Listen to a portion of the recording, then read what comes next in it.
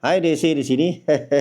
Okey, saya nak mengulas sedikit mengenai satu artikel di dalam Malaysia Kini yang memaparkan wajah Yang di-Pertuan Agong kerana hari ini adalah pembukaan sidang parlimen di mana Yang di-Pertuan Agong seperti biasa akan memberi ucap tama, bukan aku no.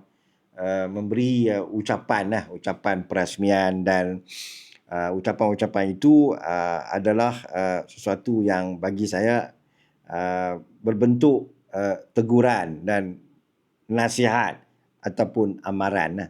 Dan kali ini ialah melihat daripada ucapan-ucapan Yang di-Pertuan Agong, banyak isu-isu yang begitu sensitif, isu-isu yang hangat, yang melibatkan rasuah. Wow. Yalah, kita sudah maklum yang isu rasuah ini adalah isu yang dibawa oleh Pakatan Harapan, maknanya lebih-lebih lagi parti PKR, kerana rasuah ini adalah sesuatu yang harus ditentang, yang harus dihapuskan dengan seberapa segera, kerana ia sudah menjadi barah, tuan-tuan. Akhirnya ialah dengan orang kata apa, pembongkaran isu rasuah di ATM, di Angkatan Tentera, dengan penangkapan bekas PTD di Reman, dan setakat ini belum didakwa lagi, di Reman 7 hari, dan pihak SPRM juga telah mendedahkan hasil-hasil rampasan yang bagi kita agak mengejutkan, dengan jam tangan Rolex 23 bernilai berjutaan ringgit, jongkong emas, barangan emas, kereta mewah, duit ringgit dalam berbagai mata wang, dan isu parti ye.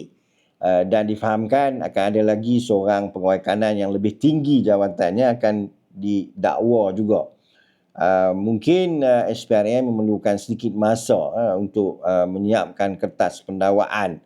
Namun begitu, bekas PTD itu telah pun dibebaskan dengan jaminan SPRM lah. Tetapi kita nantilah bila tarikh yang akan mereka ini dibawa bersama dengan pegawai tentera yang lebih tinggi ini untuk didakwa lah. Jadi hasil daripada pendedahan ini, ATM telah orang kata apa, menjadi perhatian yang cukup serius, di mana MINDEF telah mengatakan yang mereka akan merombak sistem tender, dan baru-baru ini PMX telah mengatakan yang semua urusan tender ATM dibekukan. Wow. Dan saya melihat di zaman Madani ini adalah satu zaman yang cukup hebat, di mana isu rasuah di kalangan ATM ini dibongkar. Tuan-tuan. Tak pernah dalam sejarah panglima-panglima tapi bukan panglima lah, seorang baru kan, bekas panglima tentera darat dipakaikan baju oren dan tangan digari, tuan-tuan. Tidak pernah. Dan saya melihat juga tidak ada komen-komen yang keras daripada pihak UMNO dalam isu rasuah di kalangan ATM. Kita sudah maklum kementerian ini daripada dulu lagi adalah di bawah UMNO. Semasa UMNO berkuasa, kita sudah maklum ada juga projek-projek tentera yang dibongkarkan, tetapi isu ini menjadi isu yang sengap.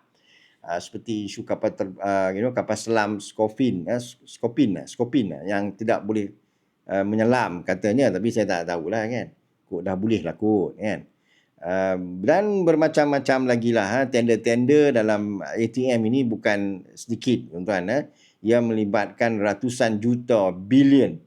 Dan akhirnya perkara ini telah dibongkarkan di zaman Madani lah. Ini yang saya kata sekarang ini, panglima-panglima yang ada sekarang pun, ataupun yang telah pencen juga, mungkin sekarang ini tidak senang duduk. Kerana kalau ada bekas panglima didakwa, mungkin juga beliau akan membongkarkan jaringan-jaringan kartel di bawah mereka. Tapi apa yang menarik di Parlimen apabila Yang di-Pertuan Agong Sultan Ibrahim mengatakan beliau begitu kecewa dan beliau juga malu nak pakai baju ATM. Wow, bagi saya sebelum ini Yang di-Pertuan Agong yang juga adalah Ketua Turus Angkatan Tentera Malaysia, kerana setiap Panglima Angkatan Tentera ataupun Panglima di setiap cabang ATM, ia harus mendapat perkenan Yang di-Pertuan Agong sebelum mereka dapat dilantik lah. Namun nama-nama itu ialah diberi oleh Yang Perdana Menteri, tetapi Yang di-Pertuan Agong ada hak untuk menerima ataupun menolak. Tapi dalam isu Sultan Ibrahim Yang di-Pertuan Agong, beliau mengatakan tercapai hasrat baginda apabila baginda mengambil datang ke Kuala Lumpur sebagai Yang di-Pertuan Agong. Jadi isu rasuah ini di kalangan penjawat awam ini boleh dibongkarkan. Yang bagi saya yang agak sinis dan bagi saya agak belum pernah terucap di mulut Yang di-Pertuan Agong apabila mengatakan selepas ini beta nak lantik Panglima Angkatan Tentera daripada kalangan sarjan. Wow. Kalangan sarjan maknanya kalangan lain-lain pangkat lah. LLP. Kita sedia maklum LLP ini adalah mereka yang menerima arahan. Tidak boleh dibantah. Kalau arahan itu diberikan oleh panglima mereka, superior mereka, pegawai pemerintah mereka hanya boleh berkata I sir. Maknanya tidak boleh menjawab, hanya menjalankan perintah. Sebab itu apabila Yang di-Pertuan Agong mengatakan kalau dilantik sarjan menjadi PAT, mereka hanya menjalankan perintah dengan sewajarnya. Jadi dalam kepala otak mereka tidak akan ada timbul isu untuk menyakau. Kerana di peringkat bawahan ini mereka hanya menjalankan tugas sebagai Angkatan Tentera untuk mempertahankan negara. Tetapi yang di peringkat atasan mereka memberi arahan, dan selepas itu mereka ada banyak masa untuk menyakau, untuk berfikir, lepas ni aku pencen, aku nak buat apa? Kan? Gaji pencen Panglima Angkatan Tentera aku dapat separuh, kan? Jadi aku nak kena jadi pengurusi chairman di JLC di bawah LTAT, di Bosted Berhad. Wow.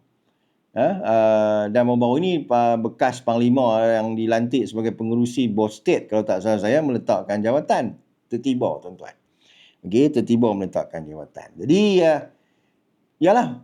bagi saya bukan Yang di-Pertuan Agong apabila dia kata lantik sarjan itu adalah sesuatu yang nak memberi maksud yang berbeza. Bukan. Pelantikan sarjan sebagai PAT bagi saya mereka betul-betul menurut perintah. Maknanya mereka hanya mahu Angkatan Tentera ini menjadi Angkatan Tentera yang menjalankan tugas bagi pihak Yang di-Pertuan Agong sebagai Ketua Turus Angkatan Tentera di Malaysia. Kena faham itu. Kan? Jadi saya rasa macam teguran yang keras, pedas daripada Yang di-Pertuan Agong ini, bagi saya kalau panglima-panglima di atasan itu tak tahu hadam, bagi saya hampa boleh letak jawatan lah. Buang masa saja anda menjadi Panglima Angkatan Tentera, Panglima Tentera Udara, Panglima Tentera Darat, Panglima Tentera Laut. Cai. Jadi selain daripada ATM, Yang di-Pertuan Agong juga ada menyebut, selepas ini immigration, kena jaga-jaga. Custom, custom kena jaga-jaga. Lagi satu apa? Polis. Wow. Dan begitu juga, ni bahaya ni. Begitu juga dengan ahli parlimen. Jangan terlibat dengan rasuah. Rasuah adalah satu benda yang haram. Cai.